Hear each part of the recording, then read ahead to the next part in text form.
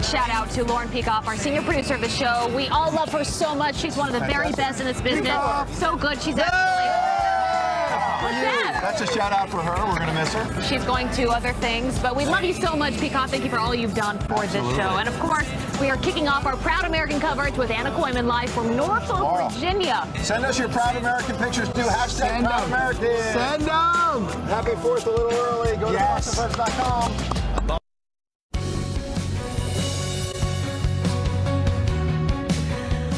Good Sunday morning. Now, my exclusive sit-down interview with President Trump. The president talks tough on trade, slams the Democrats over immigration and their push to abolish ICE. And he hints at who he may nominate to be the next Supreme Court justice. Good morning, everyone. Thanks so much for joining me this morning. I'm Maria Bartiromo. Welcome to Sunday Morning Futures. Justice Anthony Kennedy announces his retirement, sparking a fierce political battle on Capitol Hill and across the country about his replacement. President Trump now getting another historic opportunity to reshape the high court and affect key issues, including Roe versus Wade. We'll hear what the president has to say about Kennedy's legacy and what kind of judge he plans to nominate on July 9th. ICE is now at the center of the fight over immigration as Democrats ramp up their calls to get rid of the controversial agency, while the president believes that will help Republicans win in the midterms if the left makes it a campaign issue. And as trade tensions escalate with China and Europe, I asked the president how he plans to push back on unfair trade practice and keep Beijing from stealing American innovation. All that right now and a lot more in my exclusive interview with President Trump as we look ahead on Sunday Morning Futures.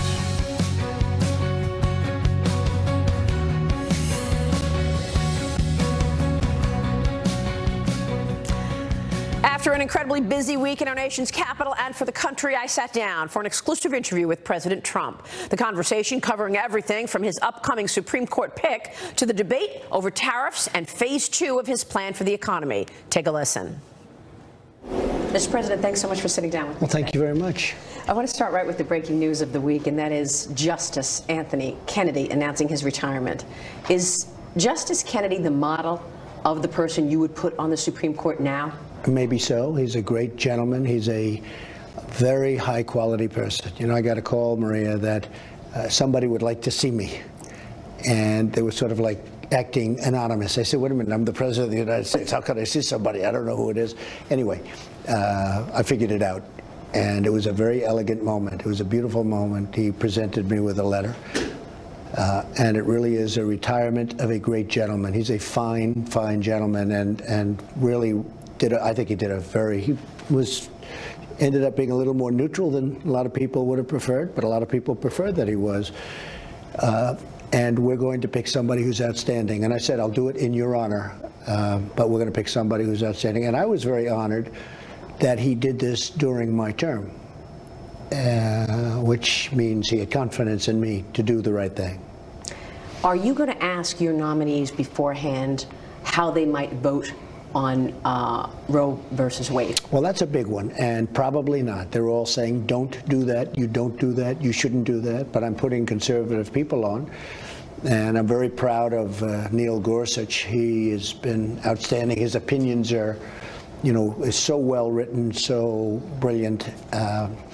And I'm going to try and do something like that, but I don't think I'm going to be so specific in the questions I'll be answering. And I'm actually told that I shouldn't be.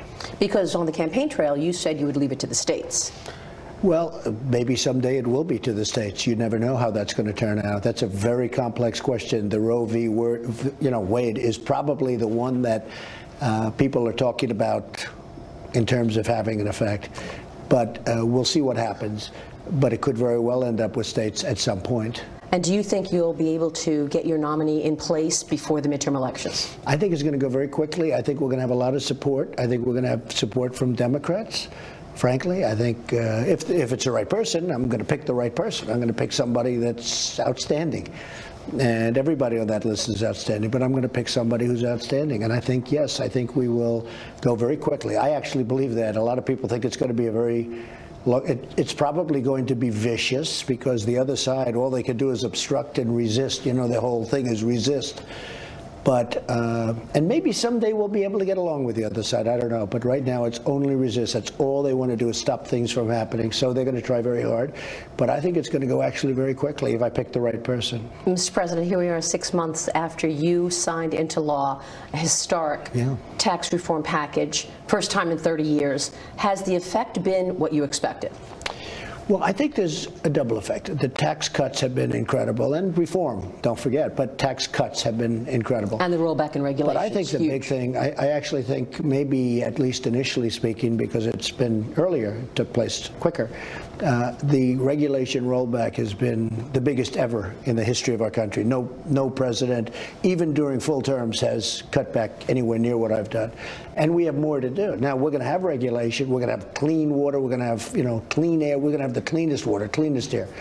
But we have more regulation cutting to do. But so, I think that may have had a bigger impact to this point. I think ultimately the tax cuts, as they kick in, and they're kicking in, you see the kind of hundreds of billions of dollars brought back into the country already. I think ultimately that's going to be something really special, and you're seeing the result right now. I agree with you, because under President Obama, the Federal Registry pages were up to 97,000 pages or something like Honestly, if the Democrats would have won the election, first of all, you would have had a lot different. If you look at the last 4 decisions in the Supreme Court at 5-4, they would have all been reversed. The union decision was a massive decision. You can look at any one of those 4. They were all so big, so important, and they would have been exactly reversed. So many. That's why I've always heard that as president, I mean, obviously outside of war and peace, the biggest decision you can make is the selection of a Supreme Court justice, and I see it. And you see it so vividly over the last 2 days because, I mean, those decisions would have all gone the other way. And your legacy on the Conservative Party, on the GOP, is going to be massive, obviously, with this very consequential decision-making that you need to do. Let me ask you about what's next, because we've seen the impact to the economy. What do you want to see happen now? Does the economy need even more stimulus? Are you looking for a phase 2 tax We're doing a phase 2. We'll be doing it probably in October, maybe a little sooner than that. And it'll be more of a middle class. We did a lot for the middle class, but this will be even more aimed at the middle class. One of the things we're thinking about is bringing the 21% down to 20, and then for the most part, the rest of it would go right to the middle class. It's a great stimulus.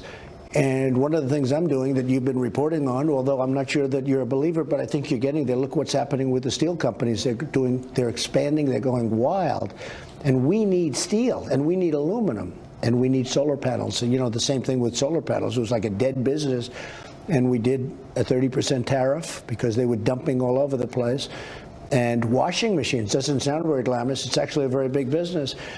But if you look at what's happened to steel and aluminum, we practically built a new industry in a period of 4 or 5 months. It's incredible what's happening. But the big thing that I'm focused on now is trade. I have to straighten out trade deals. Maria, we have trade deals, as an example, with China. We don't even have a trade deal with China. We don't have a deal. Nobody bothered to make a deal. And they'll charge 25% for a car, and we charge 2.5%. And you've used those numbers on your show, so I don't want to bore people. But we have we have the worst trade deals in the world. We lose money with everybody. When somebody walks in and say, how much do we lose with this country? We lose with everybody. We're going to make it reciprocal. We're going to make them fair. And I will tell you that you don't know about this, but every country is calling every day saying, let's make a deal, let's make a deal. It's going to all work out. And the markets feel like they're trusting you at this point. I think they trust me, and the farmers trust me. They do. Don't forget, the farmers, and I won all the farmers. I won that whole, you look at a map, it's got a little blue on the outside, everything else is red, and it's beautiful color red. But I have to say that if you look at what's happened with farms, over 15 years, it's just a steady decline. Over the last 5, I've been here 1.5 years. Over the last 5 years, they've been very bad years for farms and farmers. I said, we have to change that. And one of the reasons is because they have barriers. These aren't even economic barriers, although in Canada's case, 275% tariff for dairy. That's not fair. So when would you expect your most significant deal? Well, I already pretty much finished the deal with South Korea. It was a terrible deal. Remember, it was going to produce 200,000 jobs, and they were right. For South Korea, not for us. That was a Hillary Clinton special. That's done. NAFTA, I could sign it tomorrow, but I'm not happy with it. I want to make it more fair. Okay, I want to make. You can't do NAFTA before the midterms. I want to wait till after the election. You're going to have an election. It's going to be very interesting. I have a feeling he's going to be fine. And the reason is because if they're not fine, I'm going to tax their cars coming into America. And that's the big one. You know, the cars are the big one. We could talk steel, we could talk everything. The big thing is the cars. Well, a major lobbying group for the auto industry says that your administration's threatened 25% tariff on all imported vehicles will amount to $45 billion in taxes on consumers and wipe out any benefits of the tax cut plan for low and middle income Americans. Well, actually, it's 20%. Tell them to get their numbers right. Look, Maria, what's going to really happen? There's going to be no tax. You know why? They're going to build their cars in America. They're going to make them here. We bring in millions and millions of cars a year. We charge 2.5%. Some of these countries don't even take our cars. If we want to send General Motors or any of our companies to some of these countries, they won't take our cars. They have a barrier. They put up a barrier, non-monetary barrier. They call it non-monetary tariff. And the barrier is so strong, you can't sell a car. If you do sell a car, it's 10%, 15%, 25%. And we get 2.5% and nobody pays it. Yeah. But do you agree, though, that a tariff is a sales tax? I mean, even Steve Forbes was on my show last week. He said, look, for every job you're creating in the aluminum and steel industry, you're losing 15 in the industries that import aluminum and steel. Is it a sales tax? First of all, I love free trade. You know, when I was at the G7, I said, I have an idea. Everybody, I'll guarantee you we'll do it immediately. Nobody pay any more tax. Everybody take down your barriers. No barriers, no tax. Everybody, are you all set? No more tax. Canada, you're not going to get 275% for your dairy, and you're going to take down all your barriers. We're going to take down all our barriers. We're going to take down all our taxes, right? You know what happened? Everybody said, can we get on to another subject? Because America, our country, lost last year $817 billion in terms of deficit. We had a trade deficit, Maria, of $817 billion with a B dollars last year. Before that, it was 800. This has been going on for years. We have rebuilt China. I have a great relationship with China, great relationship with President Xi. I have tremendous respect for him. But I said, we have to straighten this out. We can't continue to do this. Well, you decided to not go forward with the investment restrictions on China. No, Are you going to back down on the tariffs against China? No. Look, we're in for, you know, we put in $250 billion worth of product. The tariffs are, in fact, it could go up to 500, frankly, if we don't make a deal. And they want to make a deal. I will tell you, China wants to make a deal. And so do I, but it's got to be a fair deal for this country. One of the hard things is our presidents and our business leaders, they were missing in action. Not so much the business leaders. You know, some business leaders benefit by allowing this stuff to go on. That's the problem. They benefit. They're more for their business than they are for the United States. I had a great company, the head of a great company, come up to me. He's very seriously affected by the tariffs. He said, Mr. President, it's not good for me right now. Ultimately, it is. But you're doing the right thing on tariffs. Well, you're doing the right thing on pushing back on China as well. Most people understand that they've been stealing from us for decades. But you didn't go forward with this ban on Chinese nationals acquiring a 25% stake in American companies that are in this China 2025. But now people want to know, how are you going to protect American innovation, technology, the crown jewels? So we're doing it through CFIUS, we're doing it through different things. But what I didn't like is pinpointing China, because it's not fair. I get along with China. I like the president. He's president for life. We can call him the king, right? But I like the president. I didn't like pinpointing China. I don't think it's fair, because they're not the only ones. Now, they're bigger and stronger, and frankly, they do it more, and they're probably a bigger violator. But it's other countries, too. And I wanted to go worldwide. And we are doing that. So actually what I'm doing is a very similar thing, but I want it to pertain to everybody. So you mean China can't do it, but other countries can. Now, I know China, and I know how smart they are. They'll send their people into other countries and do it through other countries. And they'll just go through an extra process. That's why you had to do it on everybody, even our friends. I want everybody to do it. Same thing with the tariffs on the steel. If we don't have it on everybody, then what happens is they put it through these other countries that don't have it, and you're wasting a lot of time. We'll take a short break. Up next, the president will talk about the escalating trade disputes with China and the European Union. Much more of my exclusive sit-down interview with President Trump coming up. Tomorrow on Fox Business Network, join me again, an encore presentation on Mornings with Maria of my discussion with the president. I hope you'll join me tomorrow morning from 6 to 9 a.m. Eastern. Stay with us. Follow me on Twitter at Maria Bartiromo at Sunday Futures. Let us know your reaction as we react with a panel at the end of the show right here on Sunday Morning Futures. Back in a moment.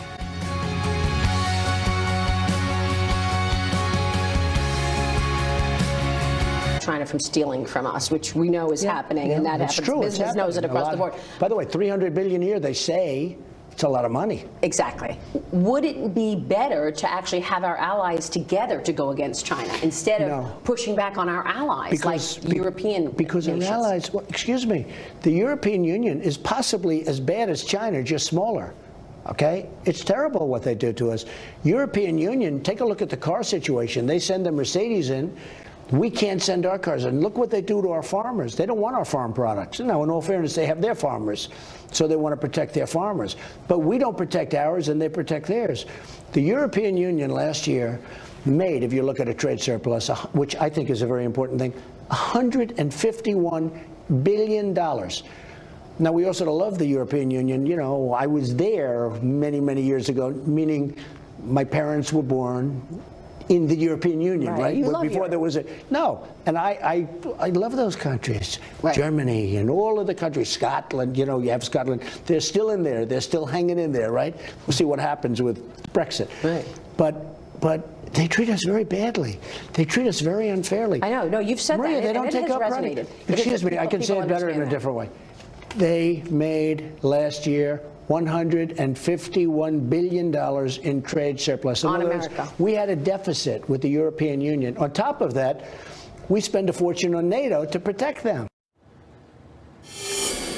President Trump weighs in on the emotionally charged issue of immigration next, and a push by Democrats to abolish ICE. Much more of my exclusive interview with President Trump, turning his attention to Harley Davidson while talking about tariffs. He also spoke about the role immigration will play in the upcoming midterm elections and how some Democrats and their call to abolish ICE could ultimately be a downfall.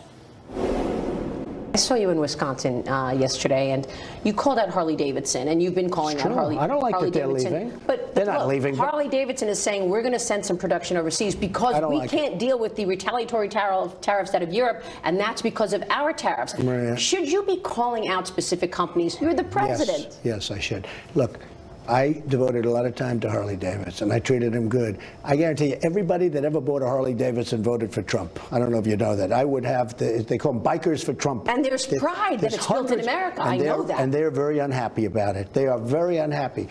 Now, we just proposed this a few days ago. They made this deal at the beginning of the year, long before they ever heard of the word tariff. They made this deal at the beginning of the year. And I don't think they should do it. I think that Harley is an American bike. It's an American motorcycle, and they should build them in this country. They shouldn't play cute. And I had them for lunch 6 months ago. I remember. And they were telling me in India they charge 100%. You said that, and I've been talking about that. I think I taught them more about tariffs than I could ever learn. I was saying, let me ask you a question. How much you pay in India? 100%. Oh, really? Do you do much business? No. Why? Because the tariff's too high. I'm the one telling them. I said, that's a shame. I got them to reduce the tariffs in India because I used that as an example. All of a sudden, Harley leaves. Everyone else is coming in. Yeah. You know, they're one of the few that everyone else is coming in. I have a feeling that maybe Harley, I think they're going to take a big hit. I just think it's a great American product, and our people have more pride than they used to have. I really believe that Harley's going to take the people that are buying Harley Davidson. You know, they don't want it built in another country. And that's true. No, they don't want it. I know those people. Yeah. Those are my voters. No, they have pride that their bike is built in America. There's no doubt about it. Those are my voters. They don't want Harley Davidson getting cute to make $2 more. All of these issues are going to be issues in the midterms, including immigration. Is immigration and these pictures of separated families going to hurt the Republicans come November? First of all, I signed an executive order last week saying I don't want families broken up. Nobody else did that. Did our First Lady, Melania, encourage you to do that? She's been there, and she's been out to the border twice. What has she told you about that? I'll tell you, she came home and told me a couple of things. She said it's a very sad situation, very, very sad. She was really impressed with Border Patrol, how professional they were. She came and said that. And she was really saddened by the plight of people. I mean, you know, she has a very big heart. She went there. This is the second time in a week and a half. She feels it. But she was so strong on how professional the Border Patrol, the agents, the law enforcement is along the border. She couldn't believe it. And she saw the danger. She saw the danger. You look at it, it just looks like danger. In the meantime, we have to have strong border protection. We have to have strong borders. We don't want crime. The Democrats want to have no borders. They want to get rid of ICE. You know, ICE is the one. I'm just going to say that. Yeah. The 28-year-old socialist that just beat out Joe Crowley says abolish ICE. And get this, more Democrats are getting in line with that. Kirsten Gillibrand today saying we need to abolish ICE. Well, I hope they keep thinking about it because they're going to get beaten so badly. Do you know, ICE, these are the guys that go in and take MS-13 and they take them out because they're much tougher than MS-13, like by a factor of 10. And these are the ones, you get rid of ICE, you're going to have a country that you're going to be afraid to walk out of your house. I love that issue if they're going to actually do that. They're seriously talking about that because you are going to have a country that's crime-ridden. The Border Patrol agents, ICE, these people are incredible. They were the ones, actually, when Melania went down, she was talking about the Border Patrol agents, not the ICE because she doesn't see. But ICE, Border Patrol, these are incredible patriots. The job they have is so dangerous. You know Long Island very well, right? Catch and release. I mean, well, how about Long Island? Right. They go into Long Island. They actually liberate towns. They liberate towns. These are incredible people. If the Democrats go left, okay, if they do that, like I always say, Maxine Waters is, you know, Maxine Waters is their new leader. Between Maxine Waters and Nancy Pelosi and getting rid of ICE and having open borders, and the biggest thing, you have open borders, all it's going to do is lead to massive, massive crime. That's going to be their platform. Open borders, which equals crime. I think they'll never win another election, so I'm actually quite happy about it. Up next, we go international. Stay with me for more of my exclusive interview with President Trump, why the president says he believes North Korea's leader, Kim Jong-un, is serious about denuclearization. More coming up on Sunday. Exclusive interview with President Trump. We touched on the ongoing negotiations with North Korea over its nuclear program, rising oil prices, and how the president can bring the country together as the political rhetoric grows more extreme. Take a look. Let me ask you real quick on North Korea and Iran, because how was the summit? Can you give us any anecdotes? I mean, now we're supposed to find out. I've spoken with some military men of my own, and they told me that North Korea needs to tell us exactly where their facilities are so that we can inspect them within the next couple of weeks. If we don't find out in the next couple of weeks, we know they're not serious about this. What are you going to do? Oh, I think they're very serious about it. I think they want to do. We had a very good chemistry. You know, we had a lot of points. We won a lot of different points. I don't have to go over them, but denuclearization, getting the remains back from great heroes, great people. But are we so many different things. Legitimizing By the way, killers? excuse me, getting the hostages back before I even went. That was incredible. Thank you for doing that, Mr. President. Think of this. What did I do, really, when you think of it? I went there. So the papers say he went. Oh, meaning I went to Singapore. So we had a meeting. We didn't do anything. Now, we're saving a lot of money by not doing it. I said, let's not do I call them the war games, okay? They're dropping bombs all over the place every 6 months. It's unbelievably expensive to do that. The planes fly in from Guam, these massive, you know, bombers, and they're flying in from going back from Guam. It's crazy. So, we gave nothing. What we are going to give is good things in the future. And by the way, I really believe North Korea has a tremendous future. I got along really well with Chairman Kim. We had a great chemistry. We really had Chairman Kim. But do we believe him, Mr. President? I made a deal with him. I shook hands with him. I really believe he means it. Now, is it possible? Have I been in deals? Have you been in things where people didn't work out? It's possible.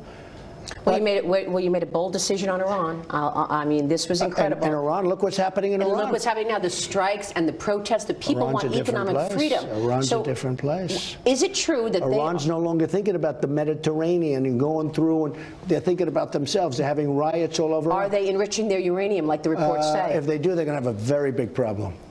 Let me ask you about the secondary sanctions. Will you sanction European companies if they do business with Iran? Yeah. Of course, that's what we're doing. Absolutely. And in terms of oil prices, you've talked about oil prices a lot. Do you think somebody's manipulating this market up above $70 now? 100%. OPEC is, and they better stop it, because we're protecting those countries, many of those countries. OPEC is manipulating, and you know, they allowed less than we thought last week. They have to put out another 2 million barrels, in my opinion, because we don't want that happening. Don't forget, the one negative to the Iran deal is you're going to lose a lot of oil, and they got to make up for it. And who's their big enemy? Iran. Okay, you think of it, Iran's their big, so they're going to have to do it. And I have a very good relationship with the king and with the crown prince of Saudi Arabia and the others around, and they're going to have to put out more oil. Any comments on Peter Strzok and these testimonies that we're seeing, Rod Rosenstein, Christopher Wray? Why don't you just direct your subordinates to get those documents over to Congress? Are you going to do it? So I have this country running like a top. Mike Pompeo is doing great. We really have a great group of people. The one thing I want to stay uninvolved in, at least for now, I may get involved. Okay. But I've been told by so many people, don't get involved. You know, Congress other people got involved, and it's not good. And they'll get the documents, and they're getting them, and they're great people. I didn't like the scene the other day where everybody's screaming at each other. You know, I don't like that, because it's bad for the country. You know, if Russia is in fact looking to sow discord or chaos, they've got to be saying, this is the greatest thing we've ever done. Okay? Now, there's no collusion with me. There's no Russia with me. There's no nothing. Honestly, it's a disgrace. But I purposely said, I'm not getting involved. Let it just go. You know, they found nothing. Nobody has found anything. I know. You know why? Are you going to talk and by the way, this is the most transparent thing ever done with the White House. I think I gave them 1,400,000 documents. And I told my lawyers, don't even read them. There's no Russia mention or anything like that. They have nothing. I don't like to see that kind of fighting. It's terrible. Are you it's bad for both sides. Are you going to mention the meddling when you meet with Russian President Vladimir Putin July 16th? I'd like to see some answers as to why we didn't take the server, why the FBI didn't take the server from the DNC. Well, the DNC wanted to give it to a private company. No, can you believe it? They didn't want to give it to the FBI. Can you believe it? No. Why didn't the FBI take it? Look what they did to other people. Why didn't they take it? How can the DNC say, get out of here? They threw him out of the office. Yeah. Well, the same people running both investigations. I mean, that's why. No, but by the way, did you ever see a difference in two investigations? It was a huge difference, Mr. This one here did nothing wrong. There was no collusion, no nothing. The other one, and I'm not saying one way or the other, but you go back one. How about the emails, deleting 33,000 emails? Right. Just to put it, we don't even have to talk about the uranium and all the different things. Just tell me, you get a subpoena, and after getting the subpoena from the United States Congress, right? People go to jail for doing it on a civil case. They delete 33,000 emails. And some of them got immunity. Got immunity before the FBI even walked in. They're walking in and saying, you have a... And by the way, keep your laptops. And didn't they even say destroy your laptops or something? In a week, you could destroy your laptop? Bleach or something. Final question, Mr. President. Here we see your lovely press secretary, Sarah Sanders, getting asked to leave a restaurant. We see Peter Fonda, Robert De Niro having Trump syndrome. They're going crazy. All of this vitriol in this country. As the commander-in-chief, as the president of this great country, what can you do to bring us together? Well, some of them do it for publicity. I hate to say it. Some of them do it for publicity. Now, the Hen restaurant I thought was terrible with Sarah. I thought it was terrible. It's all terrible. I think some of the things that are said are terrible. And, you know, our people are so incredible. You know, there's probably never been a base in the history of politics in this country like my base. I hope the other side realizes that they better just take it easy. They better just take it easy, because some of the language used, some of the words used, even some of the radical ideas, I really think they're very bad for the country. I think they're actually very dangerous for the country. All the while you're creating economic growth and you're creating job opportunities. So, if you look at black unemployment, the best in history. Hispanic unemployment, the best in history. Lowest in the history of our country. Women, 64, 65 years, the best in 65 years. Within 2 weeks, it should be the best in history. Women, unemployment, meaning it's low, so low, so beautiful. Our unemployment picture overall generally is almost the best in history. our numbers are among. It's going to be interesting to see what happens in the next quarter. But, you know, I don't know if you saw, but the Atlanta Fed predicted 4.8. I don't know if it's going to be 4.8. I actually saw it on your show, so I guess you probably thank you. Maybe you weren't watching. Maybe somebody else was on the show. But the Atlanta Fed predicted 4.6, and then they upped it to 4.8. Right. I don't know if that's true. But each point is $3 trillion and 10 million jobs. And you know that when I originally took over, it was 1.2. And it was heading down because they would have put more restrictions. We talked about the regulations and restrictions. They would have put more regulations on. They wouldn't have done any tax cuts. For the tax cuts, we didn't get one Democrat vote. Now add this to it. Part of their platform, one other thing they want to do, they want to raise the taxes. They want to end the tax cuts, take the money back, and they want to raise the taxes. I don't think that's a very good formula for the country, number one, most importantly. It's also not a good formula to get elected. And you think this is going to be the key that will drive voters in the November election? Well, I think the tax cuts are going to be important. I think the regulations are going to be important. I think you feeling good about the midterms? Honestly, I feel actually good. The only thing I feel bad about is that I guess 93% of the time, whoever wins the presidency tends to do not so good in the midterms. Other than that, this may be, hey, look, you do this for a living and nobody does it better. This may be the greatest economy we've ever had. So if it's all about the economy, I think we should do phenomenally. I think we're going to do great. I think we're going to do great in the Senate. You know, I visited 3 states in the last 6 days. I think every one of those people have an awfully good chance of winning. I think we're going to do great in the Senate, and I think we're going to do absolutely fine in the House. I think you love going back to the campaign rallies. I do like it. You like, you know, energizing the crowd. I love those people. Yeah. I just love the people of this country. They are great. Mr. President, it's great to see you. Thank you. Thanks very much for joining us. Thank you, Maria. Appreciate it.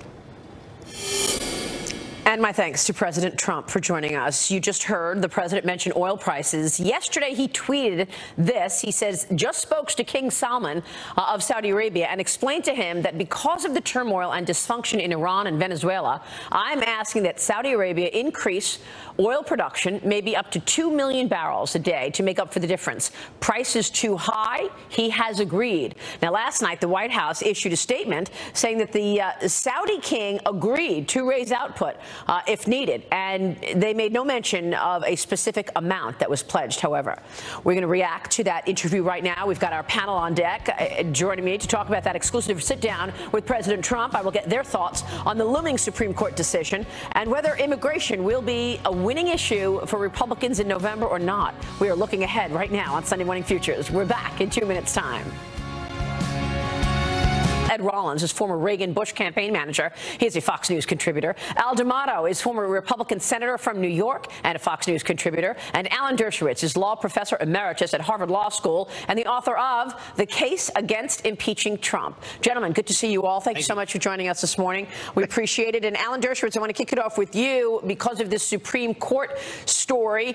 He was very specific in terms of Roe v. Wade, said he's not going to ask these nominees their opinion on that before nominating them. Your take on the Supreme Court decision and what you took away from that interview? Well, I think the most important thing, if he wants to unite the country and broaden his own base, is to pick a true conservative libertarian, one who emphasizes individual liberty over the power of the state, one who believes in judicial restraint, who recognizes precedent. He shouldn't be focusing on particular cases like Roe versus Wade. He should be thinking about the future. We don't know what will come before the Supreme Court 10, 20 years from now. When you think about some of the past horrible cases, Karematsu, where we detained 110,000 Japanese Americans, it was the liberals who supported that and the conservatives who dissented. Or when they allowed sterilization of mentally challenged people. It was the liberals who supported that, and one lone conservative Catholic justice who said liberty doesn't permit that. Yeah. So if he can pick a genuine libertarian rather than somebody who's oriented towards state power, it will contribute enormously to the country and enormously to bringing the people together. So his answer on Roe v. Wade was what, in your view? Well, remember the question of Roe versus Wade, there were 3 possibilities. One, Roe versus Wade was wrong then, it's wrong now, I'm going to overrule it. Right. Second, Roe versus Wade was wrong then, but it's been on the books for 45 years. I'm not going to overrule it. The third most extreme position is I believe in a constitutional right to life, and therefore not only do I overrule Roe versus Wade, but I prevent the states from allowing abortion because allowing abortion denies the right of the fetus to life. I don't believe he'll nominate somebody who accepts that third position, because that would hurt America and divide it greatly. That's right. I think he should pick somebody who respects precedent and who will not overrule Roe versus Wade. Senator D'Amato, he said he's going to have this nomination in place by July 9th. Do you think, knowing the Senate as you do, this actually can be confirmed before the midterm elections? What's your take? I believe it will be. I really do.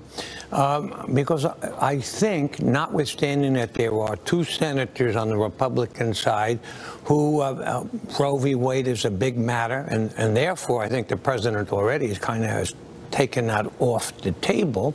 But there are several Democrats who are in tough races in states that the president carried overwhelmingly, who will undoubtedly support the nominee if the nominee meets the criteria that the president talks about. Yeah. And I think he's right, a conservative. I agree with Alan. Right. You want someone who believes in the Constitution, who's a libertarian, and I honestly believe it will be done before the recess. Elections. Yeah. Ed Rollins, this is going to end up being one of the most consequential presidents of our time. No question about that. If not the most consequential, with all of these judges on the federal level as well as Supreme Court. Once you get rid of all the brush underneath his feet, all the little minor controversies, and really focus on what he's done an extraordinary amount in 18 months. And I worked for an extraordinary president, Ronald Reagan. If he appoints, and he's got a list of people to appoint that are superb. We have gone through this test before. And my sense is, I'm not on the selection panel, but I would recommend a real conservative, originalist woman. Sandra Day O'Connor was the first woman that Reagan appointed. By the end, she was the swing vote, voted most correctly most times. But a real conservative who can drive that court and help that court basically set precedent for the future, I think would be a great, great appointment. All of these issues that we talked about, what's your reaction to the interview? Because all of this is going to be front and center in November and then again in 2020. This is the campaign of this cycle. And we're down to about 25 seats in the House that are swing seats. Democrats have to win 2/3 of those to take the majority. He's going to have to talk about trade. He's going to have to talk about disappointment, which is going to basically dominate everything between now and then. And I think the reality is that it's something he feels very positive about, and I think he does it very, very well. And for a little while there, Senator, immigration, people were worried about the families getting separated from their children, but he did move quickly on that. Thank God. Look, that was a mistake he made in terms of the agencies weren't ready. Yeah. For the zero tolerance policy. Yeah. However, he's right on immigration. And when you talk about doing away with ICE, Ed and I were talking earlier in the program, the numbers are incredible. And by the way, ICE doesn't make the policy. It's like you're going to blame the Internal Revenue Service for policy and laws that they implement. No, even Kristen Gillibrand said, let's abolish ICE. Well, it's ridiculous. I mean, 5,000 criminals from New York in the past year have been deported. And we're talking about 2,000 murderers have been deported. I mean, we're not talking about people who just break traffic. And I think that's where the American people are as well, the sentiment that your panel. One last word on this ICE story that the Democrats are trying to push to get ICE abolished. You've got a poll that you want to mention. A new poll. It's Mark Penn, who was Hillary Clinton's pollster and chief strategist, came out with today. And the question is, you want to abolish ICE? And the answer is overwhelmingly 69% say no.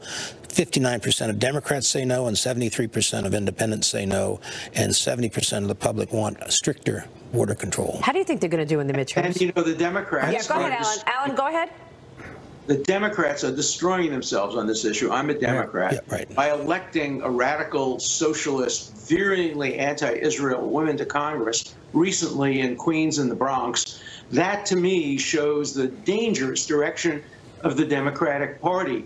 They will just continue to lose and lose and lose if they move to the extreme left and try to capture the extreme left at the expense of the middle.